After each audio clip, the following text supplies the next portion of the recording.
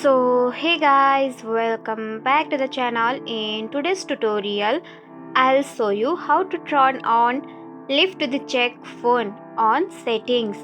So let's get it started and let's open it.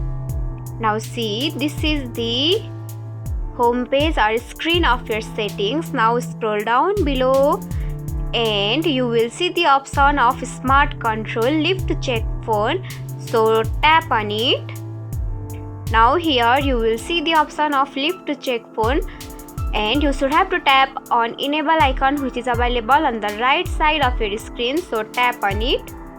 Now it has been enabled successfully and you can lift your phone anywhere to see your screen without tapping on any icon available on your device. And that's it. If you found this tutorial helpful, don't forget to like, comment, share, subscribe and also hit the bell icon for more easy tutorials. I'll see you in the next video. Till then, bye bye, take care, have a great day.